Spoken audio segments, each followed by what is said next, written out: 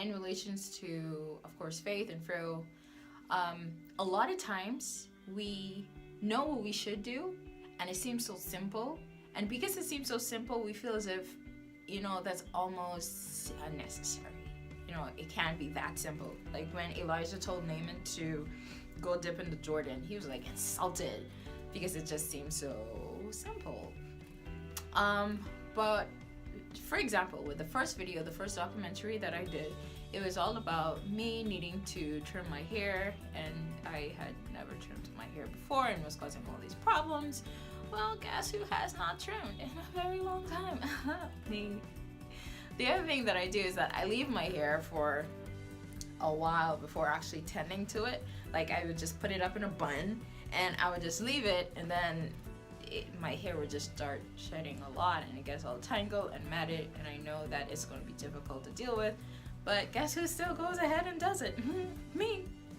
And I find I do the same thing spiritually. I know what I should be doing. I know that I need to have that personal time with God every day. I know that I should be trusting Him and praying and seeking Him. And guess who doesn't do it? Me. But thank God for grace. He is very, very gracious, and He's always, calling to us. But we need to get to a point as Christians to stop treating our Christian life so flippantly, as if it's just this very trivial thing and we put it on a back burner. But still we expect God to do amazing, mighty miracles in our lives and to use us in a powerful way. Well, that's not going to happen. If I really want to see growth in my spiritual life, I have to start. It needs to be first priority in my life. Nothing else. It needs to be first priority. If I decided that I wanted to go to the Olympics as a swimmer in the next Olympics is 2020? There's no way that I am going to make the Olympics because I'm not living the life of an Olympian. The life of an Olympian begins years before they get to the Olympics. Every single day, everything that they do it centers around their goal to make it to the Olympics, and not just make it to the Olympics, but to win that gold medal.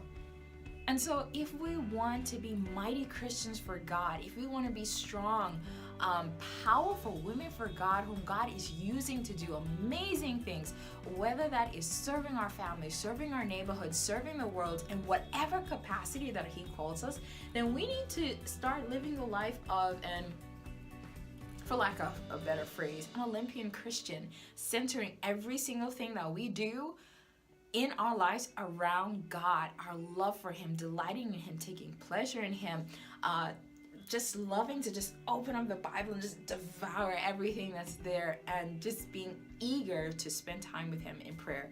So if you know that there's something that you need to be doing or not doing too in your spiritual life, then cease and desist. Just avoid it. The Bible says, resist the devil and he will flee from you. Avoid that. And if you know that there is something with your hair that you should be doing, if you want to see growth, because I used to be at the point where I used to, not that I actually thought it, but I would sit down for a very long time watching YouTubers and hoping that while I watched them, my hair would just miraculously grow. But it does not work like that. And a lot of us treat church that way. We think we can just sit there, watch the people up on stage, and somehow that is going to grow our spiritual life. No, it doesn't.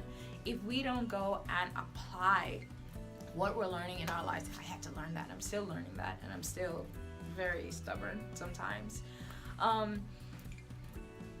But if you know there's something that you should be doing to help your hair to grow, start doing it. If you know there's something that you should not be doing with your hair because it's damaging your hair, you should stop doing it.